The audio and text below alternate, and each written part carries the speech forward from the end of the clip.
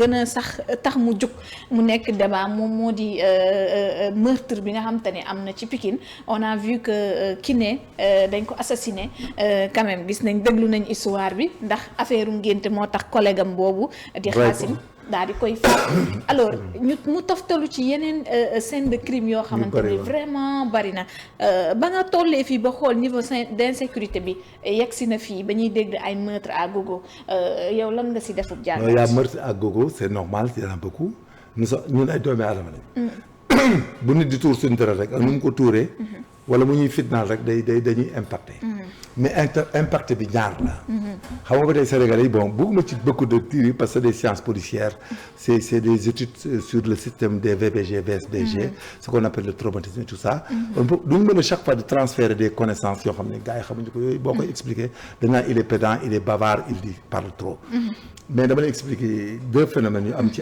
situation bi benn bi c'est un sentiment d'insécurité c'est normal mais beneen bi traumatisme la c'est du traumatisme traumatisme la dafa nit doomu aadama bi dafa am deux aspects il y a l'insécurité et le traumatisme l'insécurité peut être généralisée mu nekk phénomène boo xam ne day lëmbee ñëpp comme ça par exemple le terrorisme ñuy terroriser nit ñi dem ci mosquée di sànni ay bombe marché yi écoles yi xam nga béykat ñëpp ay amatew ñii duñ jàngi ñii duñ dem mosquée dem fa là-bas insécurité day dugg léegi mu am agression yi bon si c'est répété d'une manière sporadique pas sporadique d'une manière répétitive nga xam ne dañ koy def nii chacun peut avoir un sentiment d'insécurité là-bas mais par exemple dafa am phénomène boo xam ne moom c'est ce qu'on appelle le traumatisme mooy kaaw ba bi du kaaw insécurité c'est un traumatisme la def ci Sénégal yi daf ñu traumatiser gi ñëpp on l'appelle du traumatisme le traumatisme c'est un événement terrifiant bu ñu koy wax ci olof mooy xew-xew bu metti bu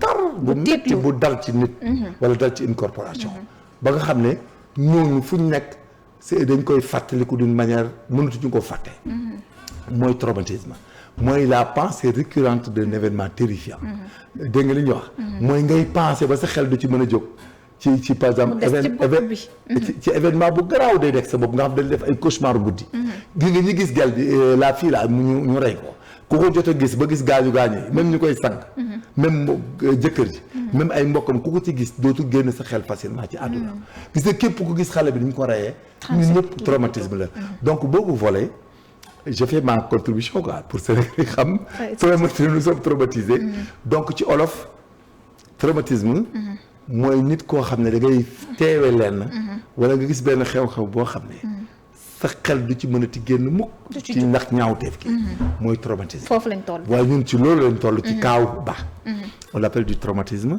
bu dee ñu jàng français tout ça ñu ne c'est la pensée récurrente d'un événement terrifiant daf lay jox ay cauchemar nga dem ba am inappétence da ngay tiit sax di lox sa bopp di metti ngay am ay migraine beaucoup de phénomènes di tout ça di vomir sax parfois et tout ça nous arrive les militaires ça nous arrive nous sommes traumatisés d'où on évoque ce qu'on appelle la résilience bi ngay dégg c'est réservé presque aux militaires parce que c'est de supporter la douleur mécanique physique quoi bu ñu la gaañee par balle yooyu mooy la définition physique la définition intellectuelle philosophique morale c'est la capacité de surpasser ce qu'on appelle le traumatisme donc ñun nous sommes traumatisés pour le cas de Ba c'est du traumatisme léegi c'est ce qui a atteint le Rubicon quoi donc nous avons transité ci benn sentiment d'insécurité ci beneen boor bi mais malheureusement nous sommes traumatisés encore daf ñoo jekkali quoi mais waaw insécurité bi waaw loolu insécurité bi voilà moo tax ma ne dañu boole ñaar déggoo li ma wax ci définition yi dama ne dañu am insécurité d'abord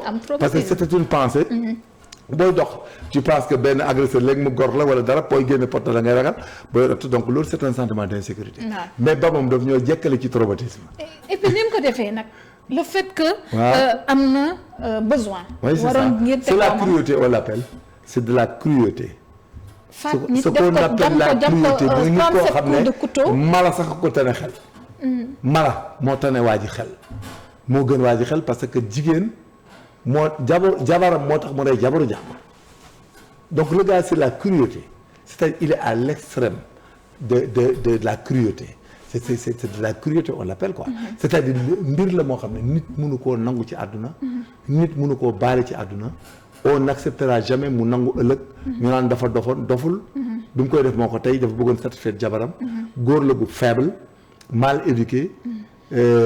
xam nga aussi xale yu góor dañoo mën a frimer. te waaw sànq yaa ngi junj loolu. dañoo frimer. dañoo mën a dugg jigéen dafa bëgg koo nax.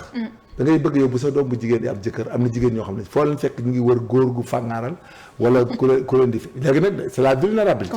parce que dans ce cas là c'est les conséquences. parce que jigéen moom boo wanee sa bopp lu ne nga dugg ci góor da lay préparé léegi nag waajur bu la préparé bu dugg nag yàlla tere ndogal dal ko ci nga di ko fitnaal. léegi nag moom peut-être bu dee yow intéressé nga ko ci physiquement wala leneen wala yooyu ba ñu complexé mais day essayer chaque fois di la tromper ak di la satisfaire day sàcc di la jox di fen di indi di labaj di indi mooy indi fajar di fëgg la 5 heures du matin 6 heures dig ñëw mënatu sa jëkkër yóbbu voilà loolu lay indi aussi sa jëkkër nga yow su dañ dafa sàcc fa la jàpp nañ ko di ko dóor sa jëkkër dem na di rey di la indil les braqueurs autres là dañuy dem dugg ci kër goo xam ne waru dugg xam nga góor par exemple loolu la un homme dañ koy éduquer.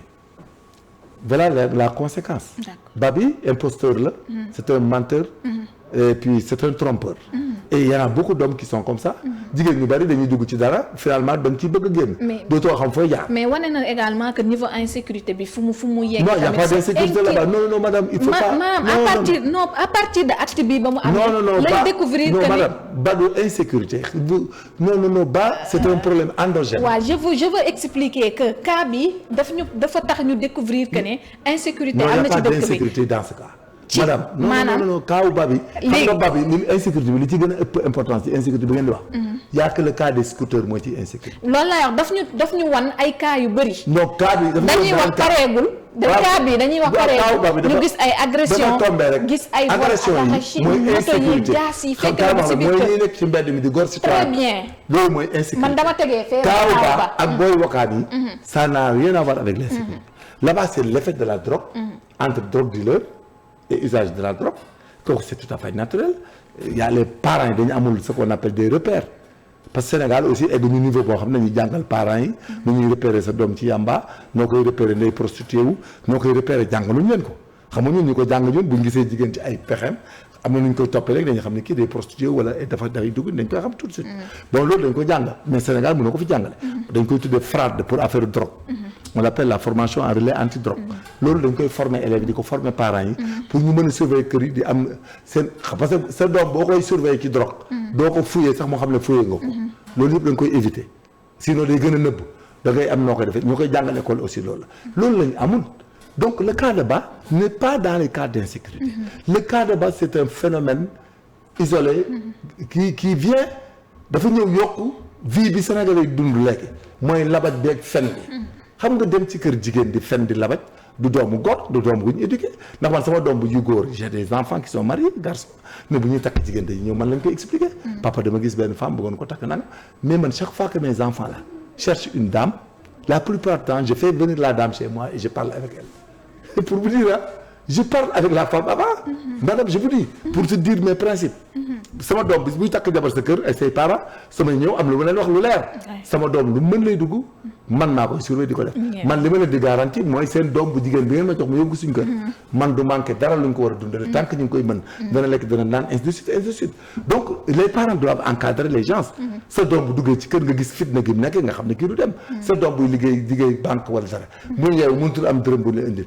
mais les gars tu le vois c'est un frimeur donc imaginez léegi sa gosse là ñëw sa kër solo indi oto ab ni jaay ji oto wala mu indi oto papaam wala dugg ci kër gi di liggéey amagul sax salaire bu baax kii est stagiaire à Cofina xam nga on a suivi son environnement et son enquête de moralité mais les femmes aiment se faire tromper xam nga jigéen ñi aussi ñoom léegi voilà que catastrophe bi gosse bi dañ ko teg lu mënul on l'appelle de la contrainte morale dañoo bës bopp bi moom li muy jaay mais gosse bi tam ba muy takk jabar tam ñu ngi wax ni xaalis bu mu luubal la takk. mais c'est normal mënu ko. boobu femme bu ñu jéem a jël. ku ko dafa am forcé jigéen ñoo xam ne sëyuñu aussi ndax yàlla.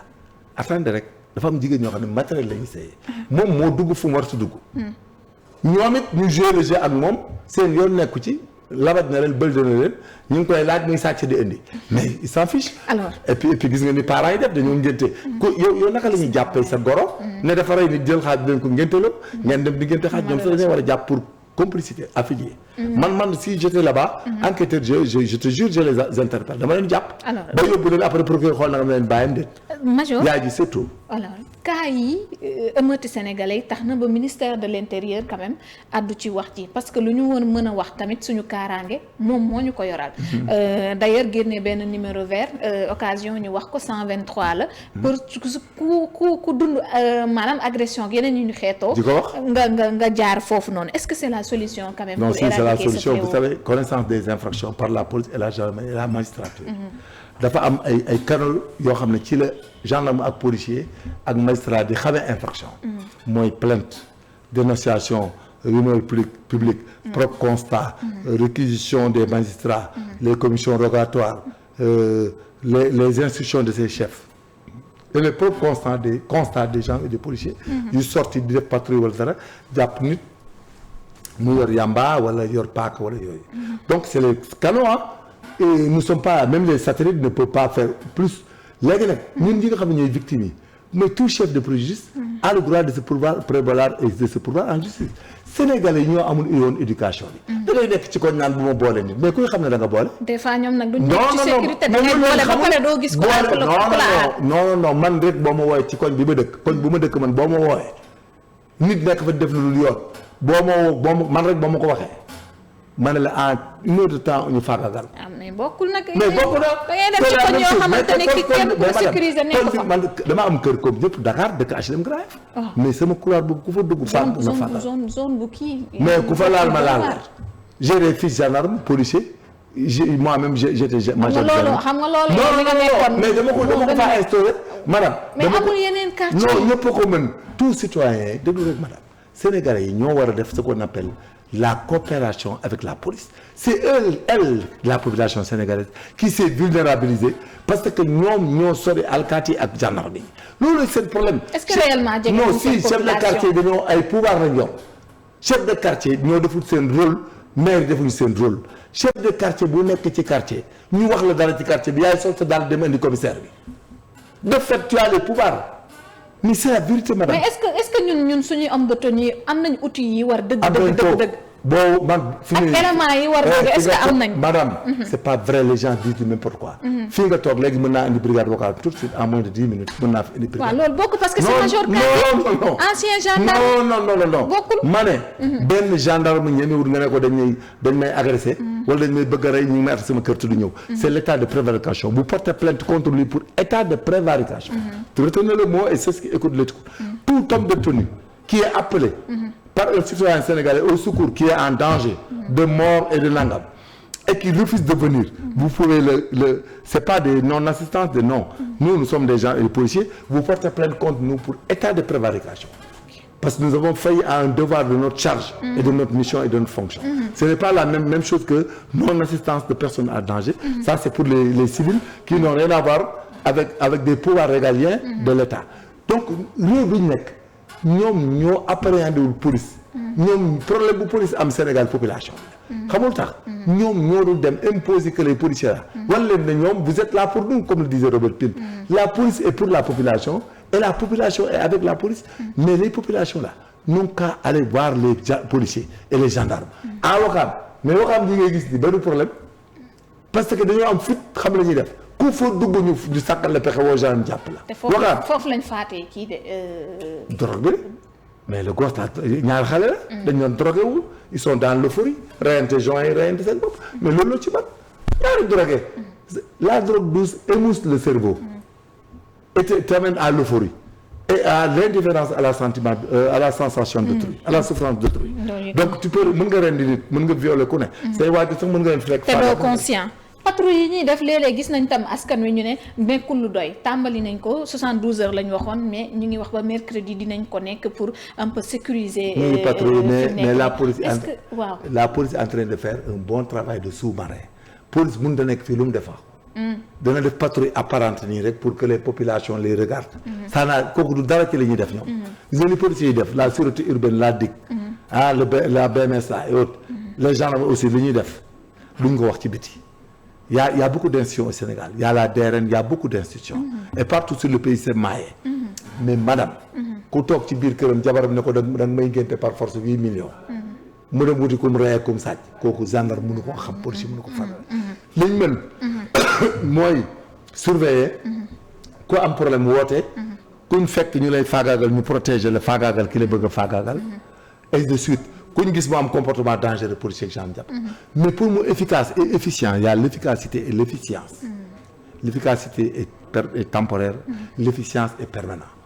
Donc il faut que Sénégalais yi am xam-xam bi bàyyi coow lu bari léeg discrédité commentaire gis nga ñooy am seen autorité bopp tu es instructeur dans un quartier tu es professeur tu es médecin tu es intellectuel tu es étudiant et tout mais un étudiant dans un quartier là mais dans la maison mais tu fais la loi mu jeex loo gis te rek la ko. mais ñu ak sa arme song la sans défense mais c'est normal. ñoom ñooy ñëw song la non bu songee criminel la mais ñun suñu dañ koy. waaw léegi foofu nekkoo en sécurité. non mais war a mën a faire la loi mais nag ku nekk corporation de personnes bu nekk fi nga nekk.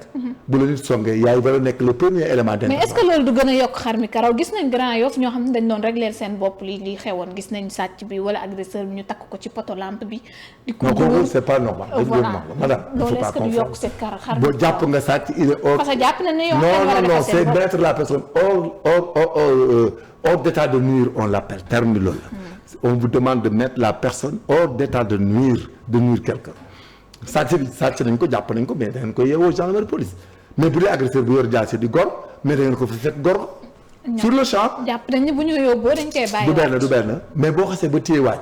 waratoo ko gor waroo ko rey mais waaj fi muy defee affaire bi même boo ko fetalee dagan na la loi ne dira rien je l'ai trouvé en train di gor femme bi pour le faire arrêter dama ko fetal. ñoom loolu lañ fekk. non du benn dañ jàpp maanaam gën a grave laa dëkk HLM grave dañ koy yeew ba pare di ko torturer. dem nañ fa gis nañ. non dañ koy yeew sa même sa jabar boo ko fekkoon muy njaaloo fi muy njaaloo mën nga am crise fetal ko automatiquement góor gi ci kawam. mais foofu tu as des excuses atténuantes et absolutoires. day am trop d'excuses. parce que là-bas tu c'est l'euphorie. mais doo bàyyi ba waa ji génn nga xam ne tëdd naag sa jabar nga fekk ko këram di ko rey. c'est la même chose. différence foofu rek nga koy xool. pour nga comprendre. am nga jabar ba nga ci kër fekk nga góor ci kawam. boo ko fetalee foofu mën nañ sax di théorie ay yeneen théorie. mais du benn waa ji di sa faru jabar. nga ne ko yow yaay topp sama jabar di ko tëddee rek damaa tukkoon wax nañ ko nga fekk këram rey ko. doon danger la buñ demee ba askan wi di fajal seen bopp. non yaa askan bi. duñ fajal seen bopp parce que légitime défense lañ leen demandé mooy gis nga imbécile bi ñu doon. kii buñ ko jamoon fii. kii bu ñu ko reyoon fii gis nga fii ki mu yore nii. boo ko goroon wala nga jam ko. pare na ci. kii boo ko goroon nii fetal ko. pare na ci. donc yow gis nga kii nu mu def maire bi léegi. waaw boo nekkoon à côté fetal ko image bi ñu ko amee. kii la légitime défense sera retenue. ok ça sera mais c'est des théories que nous apprenons à faire. mais comme ni mu def fii bi nii. gis nga fii bi tey. même bu yoroon fetal nii. am na nu muy def ak ñoom kenn du ko tëj. légitime défense waaw légitime défense la parce que ces gosses là moom. il faut même plus qu'on théorie naan lañ leen fajal ak ñàkk faj. kuñ ci fekk nga yor jaasi di gor nit dañ la faagaagal te ki la faagaagal dem kaso. c'est tout on va s'en occuper. ñu ngi wax tamit ne grâce yi itam nañ ko defaraat parce que des fois criminels yi dañ leen di gracier ñoo parce que aussi c'est un vol à l'arraché. boo ko bindalee voleur. boo ko bindalee voleur tout court day rëcc. doo ko bindal voleur da ngay bind agresseur vol à main armée. mais war sa dem ba grâce. mais ñu leen di bindal yooyu ñoo ko def. parce que c'est des choses yoo xam ne état bi na ko xool. wala ñu def une commission ad hoc. grâce bi. dañuy war a dem tribunal xool minute yi. risque yi PV bi nga xam ne moo yóbboon waa ji kaso. ak jugement bi moom la ñuy jël bala ñu koy gracier. mais duñ bàyyi rek nga bind. alum kaa ñu rey nit. nga vol nga bind ci suuf bind leneen donc day rëcc ci génn. il faut qu'on veille, excusez-moi, il faut qu'on veille ces cas-là. Grâce, on n'a qu'à les voir. Et puis on construit des prisons, on garde les gens. On prend 5 milliards, on construit 2 prisons. On les met là-bas, on les oublie, on met des cimetières à côté. C'est ma théorie. Il faut les garder en prison, on s'en fiche du reste. Il reste 20 ans, 30 ans, il n'y a pas à les faire partir. Parce que aussi, société business, c'est comme une usine. Détruire les bonnes graines et les mauvaises graines et les déchets. On n'a qu'à aller vers ça. Les êtres humains aussi, c'est de la matière, madame. Il faut que la matière humaine soit une matière à consommer. Quand il utilise son intelligence et son cognitif, jàng médecine, jàng nangam, mais un imbécile pareil là, mais qui, je le trouve là-bas, moi je le bute, voilà je le bute à l'instant mais bu yóbbuñu tëj na après mais dama koy ci bopp bi laa koy dóor dama dóor. ma doon instant bii moom gendarme bi mooy wax. waaw c'est clair nag xam nga aussi réew moom. dañ koy yor légalement rek. mais yàlla baax na. un jour sama masque danañ mën dara ci réew mi on ne sait jamais. on sait jamais bu boobaa on verra ce qui va se passer. alors ça va aller très vite. Major alors dañuy xanaa mu bàyyi la rek ñu tàggatoo. waaw ñu tàggatoo